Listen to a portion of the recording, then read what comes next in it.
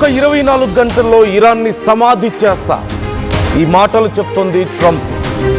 ఇరాన్ని శ్మశాన దిబ్బగా మారుస్తానంటూ ట్రంప్ శపథం పూనుతున్నాడు. ఇప్పటికే ఇరాన్ ఇజ్రాయెల్ మధ్య భీకర యుద్ధం కొనసాగుతున్న సమయంలో కొంతవరకు అమెరికా సైలెంట్ అయింది. కానీ అమెరికా సరైన సమయం కోసం వేచి చూస్తున్నట్లుగా తెలుస్తోంది. ఇప్పుడు ట్రంప్ మరొకసారి కీలక వ్యాఖ్యలు చేశారు. ట్రంప్ ఏమంటున్నాడంటే, ఇక ముందు మరిన్ని అటాక్స్ నేను చేయబోతున్నాను. ఇప్పటి వరకు మీరెవరు చూడనంత భయంకరమైన అటాక్స్ ఉండబోతున్నాయి. ఇరాన్ మరింత భయంకరమైన నష్టాన్ని ఎదుర్కోబోతోంది అంటూ ట్రంప్ ఈ వ్యాఖ్యల్ని చేస్తున్నాడు. అంటే ట్రంప్ రానున్న 24 గంటల్లో ఇరాన్కి తీవ్ర నష్టం చేయబోతున్నాడంటూ అర్థమవుతుంది. ఇరాన్ ఓవైపు విరుచుకుపడుతోంది, వరుసగా ఇంటర్ కాంటినెంటల్ బ్యాలిస్టిక్ మిసైల్స్ని ప్రయోగిస్తోంది. ఈ నేపథ్యంలో అరబ్ కంట్రీస్ అన్నీ కూడా తీవ్రంగా నష్టపోతున్నాయి. వాళ్ళ ఆయిల్ స్టోర్స్ని కొట్టేస్తున్నారు, వాళ్ళ ఎయిర్పోర్ట్స్ మీద దాడులు చేస్తున్నారు, వాళ్ళ అమెరికాకి సంబంధించినటువంటి ఆర్మీ క్యాంప్స్ మీద తీవ్రమైనటువంటి దాడులు మనం చూస్తున్న సమయంలో అమెరికా ఎందుకు సైలెంట్గా ఉంది, కేవలం ఇజ్రాయెల్ మాత్రం ఎందుకు వార్ చేస్తుంది అని అనుకుంటున్న సమయంలో అమెరికా నుంచి మరొక కీలకమైనటువంటి ప్రకటన వచ్చింది. ట్రంప్ స్వయంగా చేసినటువంటి కామెంట్స్ ఇవి. మరికొద్దిసేపట్లో మరింత తీవ్రమైనటువంటి దాడులు మేము చేయబోతున్నాం, అమెరికా చేయబోతోంది. 4 అమెరికా సైనికులు ఇప్పటి వరకు ప్రాణాలు కోల్పోయారు. వాళ్ళ ప్రాణాలకి మేము ఖచ్చితంగా ప్రతీకారం తీర్చుకుంటాం అంటూ ట్రంప్ చెప్తున్నాడు. మరింత తీవ్రమైన దాడులు చేస్తాం. ఇప్పటి వరకు జరిగిందంతా కూడా అసలు వారే కాదు నా దృష్టిలో అని చెప్పి మాట్లాడుతున్నాడు. ఇప్పుడు అసలైన వార్ అంటే ఏంటో, అసలు నష్టం అంటే ఏంటో, అటాక్స్ అంటే ఎలా ఉంటాయో నేను చూపిస్తా అంటూ ట్రంప్ చేస్తున్నటువంటి వ్యాఖ్యలు యుద్ధం తీవ్రత మరింత పెరగబోతోంది, యుద్ధం మరింత భయంకరంగా మారబోతోంది, ఇక ఇరాన్ దూకుడికి కట్టడి వేయబోతున్నాడు ట్రంప్ అంటూ మనకి కనిపిస్తోంది. ఇప్పటి వరకు ప్రపంచం అంతా చూస్తోంది ఏంటి, గత 2 రోజులుగా. మొదటి రోజు, ఇప్పుడు 3 రోజులుగా యుద్ధం జరుగుతోంది. మొదటి రోజు అమెరికా ఇజ్రాయెల్ కలిసి సంయుక్తంగా దాడులు చేశాయి.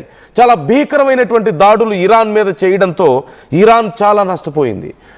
కీలకమైనటువంటి సైన్యాధికారులు, అక్కడ ఉన్నటువంటి నాయకులు అందరూ పోయారు, ఖమేనీతో సహా. అరాఫీ మీద కూడా దాడులు జరిగాయంటూ తెలుస్తున్న నేపథ్యంలో ఇక ఇరాన్ విరుచుకుపడింది. మొత్తం ఎటు చూసినా సరే ఇరాన్ మిసైల్స్తో తీవ్రమైనటువంటి దాడులకు మొదలుపెట్టింది. ఓవైపు అన్ని కంట్రీస్ మీద కూడా అమెరికాకి ఫ్రెండ్స్గా ఎవరెవరైతే ఉన్నారో అరబ్ కంట్రీస్ అన్ని కంట్రీస్ మీద దాడులు చేసుకుంటూ వస్తుంది. యునైటెడ్ అరబ్ ఎమిరేట్స్ మీద కానీ, సౌదీ అరేబియా మీద, అలాగే ఇటు ఖతార్ మీద ఇలా వరుసగా దాడులు చేసుకుంటూ వస్తున్న నేపథ్యంలో ఇప్పుడు ఆ దేశాలన్నీ చాలా ప్యానిక్కి లోనవుతున్నటువంటి పరిస్థితి కనిపిస్తోంది. సో కాల్డ్ రిచ్ కంట్రీస్, ఖచ్చితంగా ఆయిల్ ఉంది, గ్యాస్ ఉంది, బాగా టూరిజం ఉంది, చాలా రిచ్ కంట్రీసే. కానీ యుద్ధం వచ్చేసరికి ఆ దేశాలతో పోలిస్తే ఇరాన్ అంత బలమైన దేశం కాదు, అంటే ఆర్థికంగా అంత బలమైన దేశం కాదు. ఇరాన్ దగ్గర కూడా ఆయిల్ స్టోర్స్ ఉన్నప్పటికీ ఆర్థికంగా అంత బలంగా లేదు. ఆ దేశాలన్నీ కూడా మూకుమ్మడిగా కలిసి ఇరాన్ని ఎదుర్కోలేకపోతున్నాయంటే వాళ్ళ దగ్గర ఆయుధ సంపత్తి లేదు. వాటన్నిటి మీద విపరీతమైనటువంటి దాడులు చేస్తూ వస్తున్నారు. వాళ్ళ ఎయిర్పోర్ట్స్ మీద, ఆయిల్ స్టోర్స్ మీద మనం చూస్తూనే ఉన్నాం. ఇలాంటి సమయంలో మరి ఎందుకు అమెరికా మొదటి రోజు యుద్ధం చేసిన తర్వాత 2వ రోజు 3వ రోజు పెద్దగా యుద్ధంలో ఎందుకు ఇన్వాల్వ్ అవ్వలేదు? అమెరికాకి సంబంధించినటువంటి సైనిక స్థావరాలన్నింటినీ వరుసగా ఇరాన్ ధ్వంసం చేస్తూ వస్తున్నప్పటికీ అమెరికా మిత్ర దేశాలైనటువంటి ఈ అరబ్ కంట్రీస్ అన్నిటి మీద ఇరాన్ విరుచుకుపడుతున్నాయి. వాళ్ళ ఆయిల్ స్టోర్స్ని దెబ్బతీస్తోంది, కొన్ని లక్షల కోట్ల నష్టం వాటిల్లుతోంది, వాటికి ఉన్నటువంటి ఇన్కమ్ సోర్సులన్నీ పోతున్నా సరే ఎందుకని అమెరికా సైలెంట్గా ఉంది? గత నిన్న మొన్నట్లో ఎందుకని, నిన్న ఈ రోజు వరకు కూడా అమెరికా ఎందుకు దాడులు చేయట్లేదు? మళ్ళీ తిరిగి మొదటి రోజు చేసిన దాడులు గత 2 రోజుల్లో ఎందుకు చేయలేదు అని అందరికీ డౌట్ వచ్చింది. ఇజ్రాయెల్ మాత్రమే పూర్తి బాధ్యతను ఎందుకు తీసుకుంది అని డౌట్ వచ్చింది. తీరా చూస్తే డైరెక్ట్గా నెతన్యాహు ఆఫీస్ మీద కూడా ఇరాన్ దాడి చేసినటువంటి పరిస్థితి మనం చూసాం. అంటే నెతన్యాహుని డైరెక్ట్గా ఎలిమినేట్ చేసే వరకు ఇరాన్ వెళ్ళింది. ఒకానొక సమయంలో ఒక ప్యానిక్ కూడా మనం చూసాం. కేవలం ఇజ్రాయెల్లోనే కాదు, ప్రపంచవ్యాప్తంగా నెతన్యాహుకి ఏదో జరిగిపోయింది అంటూ ఇరాన్ ప్రకటించడం, అక్కడ ఇరాన్ ఎయిర్ ఫోర్స్ ప్రకటించడం మనం చూసాం. ఈ సందర్భంలో ఇప్పుడు అమెరికా మరొకసారి రంగంలోకి దిగబోతోంది. ఈసారి ఫినిష్ చేయబోతుందా అమెరికా వార్ని? ఎందుకంటే గతంలో ఇజ్రాయిల్ ఇరాన్ వార్ జరిగిన సమయంలో వార్ కొనసాగుతూ వస్తుంది, అమెరికా హెచ్చరికలు జారీ చేస్తూ వస్తుంది. ఇక ఎప్పటికీ వినకపోవడంతో B-2 బాంబర్స్ని రంగంలోకి దించడం, ఒక్కసారిగా అండర్ గ్రౌండ్లో ఉన్నటువంటి అన్ని ఫెసిలిటీస్ని, ఇరాన్కి సంబంధించినటువంటి అన్ని అండర్ గ్రౌండ్ ఫెసిలిటీస్ని డెస్ట్రాయ్ చేయడం మనం చూసాం. అక్కడితో వార్ ఆగిపోయింది. ఒక్కసారిగా ఒక నిశ్శబ్దం మనకు కనిపించింది. ఇరాన్ తలొగ్గింది, ఇజ్రాయెల్తో అమెరికా కూర్చొని మాట్లాడి ఒక శాంతి ఒప్పందాన్ని చేసుకుంది. అంటే America was able to put a full stop for that war ఆ పర్టికులర్ టైం పీరియడ్ వరకు. ఇప్పుడు మరొకసారి అమెరికా ఆ స్థాయికి వెళ్ళబోతుందా? అమెరికా స్టెల్త్ ఫైటర్ జెట్స్ ఇక రంగంలోకి దిగబోతున్నాయా? B-2 బాంబర్ రంగంలోకి దిగబోతోందా? ఇప్పటికే అబ్రహం లింకన్ని మోహరించి ఉన్నారు. కొన్ని అమెరికన్ ఫైటర్ జెట్స్ ఇప్పటికే మొదటి రోజు టార్గెట్ చేశాయి, ఇరాన్లోని కీలక ప్రాంతాలన్నింటినీ టార్గెట్ చేశాయి. ఇప్పుడు ఇరాన్కి సంబంధించినటువంటి న్యూక్లియర్ బేసిస్ మీద దాడులు చేయబోతున్నాయా? ఇప్పటికే నతాంజ్ విషయంలో తీవ్రమైనటువంటి దాడి జరిగిందని, రేడియేషన్ కూడా లీక్ అయిందంటూ కొన్ని రకాల వార్తలు, of course somehow there are some speculations also ఈ విషయంలో, కానీ ఎక్కడ కన్ఫర్మేషన్ రాలేదు. కానీ వాళ్ళ న్యూక్లియర్ ఫెసిలిటీస్ మీద దాడులు జరిగాయంటూ వచ్చింది. ఇప్పుడు ఫోర్డ్, నతాంజ్తో పాటుగా మరిన్ని న్యూక్లియర్ ఫెసిలిటీస్ మీద దాడులు చేయబోతున్నారా? అమెరికానే డైరెక్ట్గా, విట్కాఫే డైరెక్ట్గా చెప్తున్నారు. విట్కాఫ్ చాలా క్లియర్గా చెప్తున్నారు, ఇరాన్ దగ్గర 460 కేజీల యురేనియం నిల్వలు ఉన్నాయని, 11 న్యూక్లియర్ వెపన్స్ని తయారు చేయగలిగేటువంటి శక్తి, 11 న్యూక్లియర్ బాంబ్స్ని తయారు చేయగలిగేటువంటి శక్తి ఇరాన్ దగ్గర ఉంది అంటూ చెప్పుకుంటూ వచ్చారు. సో ఇరాన్ ఆ విషయంలో ఎక్కడా ఖండించలేదు. గతంలో జరిగినటువంటి మీటింగ్స్లోనే చాలా క్లియర్గా చెప్పింది. అంటే వాళ్ళ దగ్గర 60% మాత్రమే శుద్ధి చేసినటువంటి యురేనియం వాళ్ళ దగ్గర ఉంది. సో అంతకు మించి అడ్వాన్స్డ్గా ఇంకే స్టెప్స్ పడలేదా? ఒకవేళ ఈ మధ్య కాలంలో గత యుద్ధం తర్వాత, ఇజ్రాయెల్తో జరిగినటువంటి యుద్ధం తర్వాత న్యూక్లియర్ వెపన్స్ని తయారు చేయకుండా ఉండాలి అనేటువంటి అగ్రిమెంట్కి ఇరాన్ ఒప్పుకోకపోవడం చూస్తుంటే మధ్యలో ఖచ్చితంగా ప్రయోగాలు జరిగాయా, మరింత పెద్ద ఎత్తున శుద్ధి చేశారా అనేటువంటి కొన్ని అనుమానాలు కూడా వ్యక్తం చేస్తున్నారు. ఏది ఏమైనప్పటికీ ఒక్కటే మనకి క్లియర్గా అర్థమవుతోంది, మరికొద్ది గంటల్లో మరొక భయంకరమైనటువంటి దాడి ఇరాన్ మీద మనం చూడబోతున్నాం. అమెరికా ఈ దాడులకు పూనుకుంటోంది. ఇక పూర్తి స్థాయిలో యుద్ధాన్ని ముగించబోతోందా అమెరికా అనేది ఇప్పుడు ఒక పెద్ద చర్చ జరుగుతోంది. So what you think? Trump comments చూస్తే మీకేమనిపిస్తుంది? ట్రంప్ ఏం మాట్లాడుతున్నాడో ఒకసారి మనం వింటే భయం వేస్తుంది. ఎందుకంటే అసలు జరుగుతుంది యుద్ధమే కాదంటున్నాడు Trump. Just exchange of few missiles అంతే, అంతకుమించి ఏం లేదు అని చెప్తున్నాడు.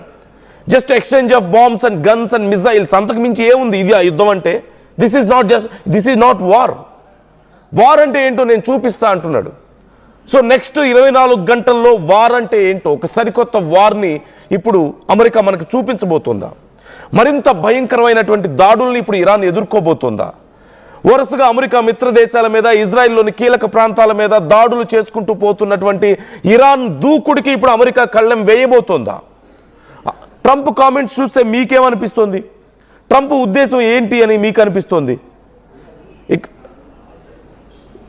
ఇక యుద్ధాన్ని ముగించబోతున్నాడా? ప్రపంచ శాంతి దూత భయంకరమైన యుద్ధాన్ని చేసి నోబెల్ శాంతి బహుమతికి నేనొక్కడిని అర్హుణ్ణని చెప్పుకున్నటువంటి ట్రంప్ ఇప్పుడు భయంకరమైనటువంటి యుద్ధంతో ఈ యుద్ధాన్ని, అంటే మరింత పెద్ద యుద్ధం చేయడం ద్వారా చిన్న యుద్ధాన్ని ముగించబోతున్నాడా? ఎందుకంటే ఇది చాలా చిన్న యుద్ధం అని చెప్పేసి ట్రంప్ అంటున్నాడు కదా. ఈ చిన్న యుద్ధాన్ని ముగించడానికి మరింత పెద్ద యుద్ధాన్ని ట్రంప్ చేయబోతున్నాడా? How do you see this comments? మీకు ఎలా అనిపిస్తుంది? ఇరాన్ ఎంతవరకు విత్స్టాండ్ అవ్వగలుగుతుంది ఈ అటాక్స్తో అనేది కూడా చాలా కీలకమైన విషయమే. ఎందుకంటే ఇప్పటికైతే వాళ్ళ దగ్గర 3000 మిసైల్స్ ఉన్నాయి. ఖచ్చితంగా inter continental ballistic missiles 1500-2000 kilometres range, sound వేగం కంటే 15 రెట్లు వేగంగా ప్రయాణించగలిగేటువంటి మిసైల్స్ వాళ్ళ దగ్గర ఉన్నాయి. 3000 మిసైల్స్. వాటితో పాటు మరికొన్ని డ్రోన్స్ మనం చూస్తూనే ఉన్నాం, సూసైడ్ డ్రోన్స్ మనకు కనిపిస్తున్నాయి. ఇవన్నీ ఖచ్చితంగా ఇరాన్కు ఉన్నటువంటి శక్తి. కానీ వీటితో ఎన్ని రోజుల వరకు విత్స్టాండ్ అవ్వగలుగుతుంది? B-2 బాంబర్స్ లాంటి స్టెల్త్ ఫైటర్ జెట్స్ రంగంలోకి దిగితే, అబ్రహం లింకన్ పూర్తిగా అన్లీష్ అయితే, అబ్రహం లింకన్ అనేటువంటి ఒక అమెరికాకి సంబంధించినటువంటి ఒక వార్షిప్ మనకు తెలిసిందే. నిజంగా అబ్రహం లింకన్ అన్లీష్ అయితే, పూర్తిగా B-2 బాంబర్స్ అన్లీష్ అయితే, ఇంకా సింపుల్గా చెప్పాలంటే అమెరికా పూర్తి స్థాయిలో వార్లోకి అన్లీష్ అయితే, ఒక ట్రంప్ చెప్తున్నట్లుగా ఇక పూర్తి స్థాయి వార్లోకి దిగితే ఇది వార్ కాదంటున్నాడు. మనందరం ఏమనుకుంటున్నాం, ఇరాన్లో ఇంత నష్టం జరిగింది, ఇజ్రాయెల్లో ఇంత నష్టం జరిగింది, ఏదో కొంపలు మునిగిపోతున్నాయని చెప్పి మనం అనుకుంటున్నాం. బట్ ట్రంప్కి ఇదంతా నథింగ్ అట. This is not even a war, proper war కాదు ఇది అని చెప్తున్నాడు. అంటే ఇంతకు మించినటువంటి మరింత భయంకరమైన యుద్ధాన్ని మనం చూడబోతున్నాం. ఇదిగో మీరు ఇప్పటికే స్క్రీన్ మీద చూస్తున్నారు, ఆర్టీవీ మీకు స్క్రీన్ మీద చూపిస్తుంది. ఇది వార్ కాదా? ఇది వార్ కాదా? అన్ని అరబ్ కంట్రీస్ తీవ్రంగా నష్టపోతున్నాయి, వాళ్ళ ఆయిల్ రిఫైనరీస్ కొన్ని లక్షల కోట్ల నష్టం జరిగింది. ఇది వార్ కాదా? ఇరాన్ సుప్రీం లీడర్ ఖమేనీ పోయాడు, ఇప్పుడు అరాఫీ కూడా పోయాడు అంటున్నారు. నెక్స్ట్ వచ్చినటువంటి సుప్రీం లీడర్గా ఉన్నటువంటి వ్యక్తి, అతని మీద కూడా అటాక్ జరిగింది అంటున్నారు. ఇరాన్ ఏమో డైరెక్ట్గా నెతన్యాహు ఆఫీస్ మీద అటాక్ చేసింది. ఇజ్రాయెల్లో చాలా కీలకమైనటువంటి ప్రాంతాల మీద ప్రతి 10 నిమిషాలు 15 నిమిషాలకు ఒకసారి అలారమ్స్ మోగుతూనే ఉన్నాయి, సైరన్స్ మోగుతూనే ఉన్నాయి. ప్రజలు బంకర్స్ నుంచి బయటికి రావాలంటే భయపడుతున్నారు. Still this is not war for Trump. ఇంకా వారంటే ట్రంప్ దృష్టిలో వారంటే ఇంకెలా ఉంటుంది, ఇంకెంత భయంకరంగా ఉండబోతుంది. గతంలో వెనిజులా మీద అటాక్ చేసిన సమయంలో నికోలస్ మదురోని అటాక్ చేసినప్పుడు కొన్ని సౌండ్ని ఆల్టర్ చేయగలిగినటువంటి వెపన్స్ని, అడ్వాన్స్డ్ టెక్నాలజీతో కూడినటువంటి వెపన్స్ని అమెరికా యూజ్ చేసింది అంటున్నారు. మేబీ అలాంటి సరికొత్త వెపన్స్ని ఇప్పుడు ఇంట్రడ్యూస్ చేయబోతుందా జరుగుతున్న వార్లో? ఈ ఇంటర్ కాంటినెంటల్ బ్యాలిస్టిక్ మిసైల్స్ కానీ, నార్మల్ మిసైల్స్ కానీ, లేదంటే ఈ బాంబ్స్, ఫైటర్ జెట్స్, ఇవి కాదా? ఇంతకు మించిన అడ్వాన్స్డ్ వెపన్స్ ఇంకా అమెరికా యూజ్ చేయబోతుందా? పూర్తిగా అన్లీష్ అవ్వబోతుందా? అమెరికా శక్తి, స్ట్రెంగ్త్ ఏంటో ప్రపంచానికి ఒకసారి చూపించబోతుందా? ఇన్ని రోజులు, ఈ 2 రోజుల పాటు సైలెంట్గా ఉండడానికి కారణం ఏంటి? వాళ్ళ మిత్ర దేశాలు అంత నష్టపోతుంటే why Trump is not making any noise, why Trump is keeping quiet?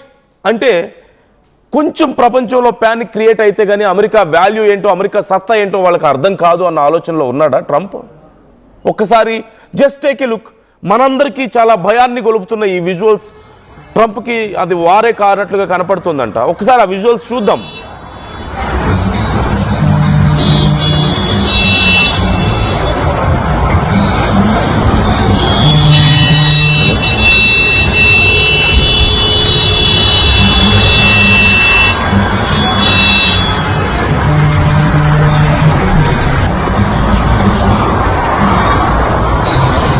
Male.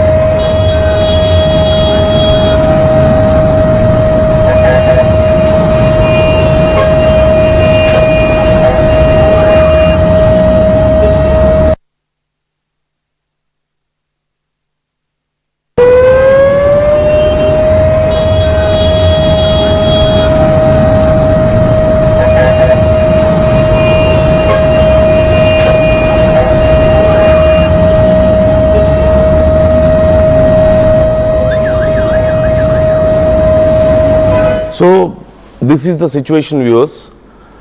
Just see the destruction behind me. నా వెనక కనిపిస్తుంది కదా మీకు డిస్ట్రక్షన్, అదే డిస్ట్రక్షన్ కనపడుతుంది. కొన్ని వేల మంది ఇప్పటికే ప్రాణాలు కోల్పోయారు. ఇరాన్కి చెందిన కీలకమైనటువంటి వ్యక్తులు, అంటే వాళ్ళ సైనిక అధికారులు అవనివ్వండి, లేదంటే గతంలో సుప్రీం లీడర్గా ఉన్నటువంటి ఖమేనీకి కీలక సలహాదారులైన సరే, వీళ్ళందరూ 44 మంది వరకు ఇప్పటి వరకు ప్రాణాలు కోల్పోయారు. అమెరికా సైనికులు కేవలం 4 ప్రాణాలు కోల్పోయారు. కొన్ని వేల మంది సామాన్య సైనికులు, ఇరాన్ సైనికులు ప్రాణాలు కోల్పోయారు. ఇజ్రాయెల్కి సంబంధించిన ఫైటర్ జెట్స్ నేలకూలాయి. అమెరికాకి సంబంధించిన ఫైటర్ జెట్ని కూడా ఇరాన్ నేలకూల్చగలిగింది. After all this destruction, after all these attacks, after all this panic, కొన్ని కోట్ల మంది ప్రజల ప్యానిక్, కొన్ని లక్షల కోట్ల డాలర్స్ ఆఫ్ లాస్, ఇదంతా కూడా ట్రంప్కి యుద్ధంలాగా కనిపించడం లేదు. ఇదంతా కూడా అమెరికాకి ఒక సరదా ఆటలాగా కనిపిస్తుంది. ఎందుకంటే అసలైన వార్ ఇప్పుడు మొదలవబోతుంది అంటున్నారు. ఇప్పుడు దాకా జరిగింది వార్ కాదంట, ఇప్పుడు దాకా జరిగింది అటాక్స్ కాదంట.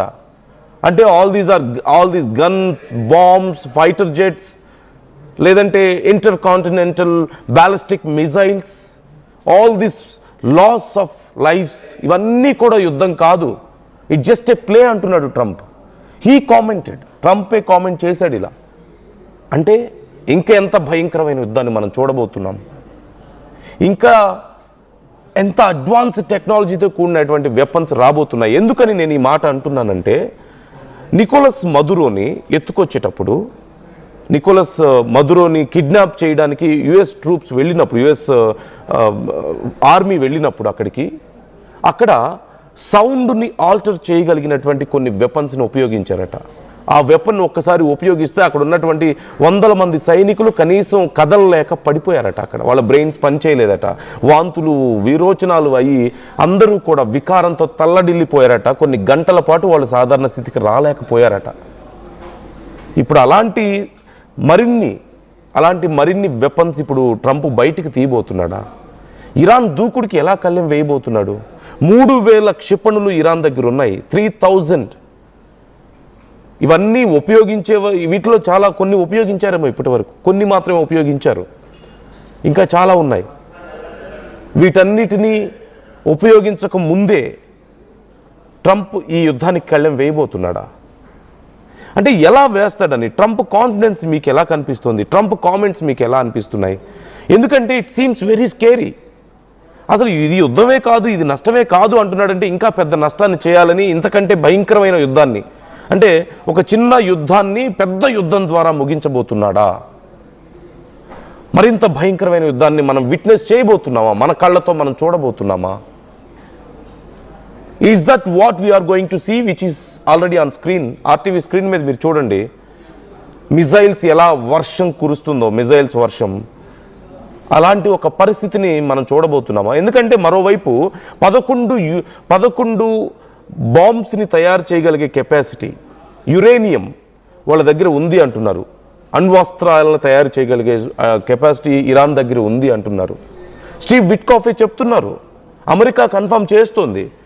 అది ఎవరో చెప్పలేదు, ఇరానే గతంలో చర్చల సందర్భంగా మీరు ఆపుతారా లేదా అంటే, మా దగ్గర ఇదిగో ఇంత శక్తి ఉంది, మేము మమ్మల్ని ఆపే హక్కు మీకు లేదు అని చెప్తున్నారు. ఇరాన్ మరోవైపు ఒంటరిగా ఉంది. చైనా కొద్దిపాటి సాయాన్ని, అంటే ఏదో ఒక డైలాగ్ చెప్పింది, కొన్ని మాటలు చెప్పారు ఇలా జరగడం తప్పు అని చెప్పి, లేదంటే రష్యా కొన్ని మాటలు చెప్పారే తప్ప నిజంగా డైరెక్ట్ సపోర్ట్ ఇరాన్కి దొరకని పరిస్థితుల్లో ఇక ట్రంప్ యుద్ధాన్ని ముగించబోతున్నాడు. ఎందుకంటే నిన్న కాక మొన్న ట్రంప్ చెప్పాడు మరొక 2-3 వారాల పాటు యుద్ధం కొనసాగుతోంది అని. కానీ ట్రంప్ ఇప్పుడు ఆ రిస్క్ తీసుకునే పొజిషన్లో లేడు. ఎందుకంటే ట్రంప్ మిత్ర దేశాలన్నీ కూడా తీవ్రంగా నష్టపోతున్నాయి, ట్రంప్కి వ్యతిరేకంగా మారిపోతున్నాయి గల్ఫ్ కంట్రీస్ అన్నీ కూడా. మనం చూస్తున్నాం కదా, వరుసగా సౌదీ అరేబియా కానీ, యుఏఈ కానీ, లేదంటే ఖతార్ కానీ, వీటన్నిటి మీద వరుస దాడులు చేస్తున్న నేపథ్యంలో, అంటే మీ మిత్ర దేశాలు అనుకొని మా మీద ఇంత దాడులు చేస్తుంటే, ఇన్ని లక్షల కోట్లు మేము నష్టపోతుంటే, మా ఆయిల్ రిఫైనరీస్ అన్ని దెబ్బతింటుంటే ఏం చేస్తున్నావు నువ్వని ట్రంప్ని అడుగుతారు కదా. ట్రంప్ అక్కడ చోద్యం చూస్తున్నాడు. ఎందుకంటే డిస్ట్రక్షన్ చూడడం అనేది ట్రంప్కి చాలా ఇష్టం. భయంకరమైన నష్టం జరుగుతుంటే చాలా సరదాగా చూడడం అనేది ట్రంప్కి చాలా ఇష్టం. మనం చూస్తూనే ఉన్నాం. Is a kind of war monger. ఇదిగో చూస్తున్నారు కదా, ప్రపంచం అంతా అల్లకల్లోలం అయిపోతుంటే, ఇరాన్లో కొన్ని వేల మంది ప్రాణాలు కోల్పోతుంటే, ఇజ్రాయిల్లో కొన్ని వేల మంది ప్రాణాలు కోల్పోతుంటే, మిజైల్స్ వర్షం కురుస్తుంటే, ఓ పక్క he's there in his office వాళ్ళ కీలకమైన వ్యక్తులతో మాట్లాడుకుంటూ జస్ట్ ఎ మీటింగ్, ఏం జరుగుతుంది అని విజువల్స్ చూస్తూ, ఆ వీడియోలు ఫోటోలను చూస్తూ ఈ just enjoying. A destruction of Iran is nothing for Trump. Loss of Iran is nothing for Trump. వాళ్ళకి కావాల్సింది అదే. కాకపోతే ఇప్పుడు ఎందుకని వెయిట్ చేశాడు ఇన్ని రోజులు, ఇప్పుడు ఎందుకు వెయిట్ చేయలేకపోతున్నాడు?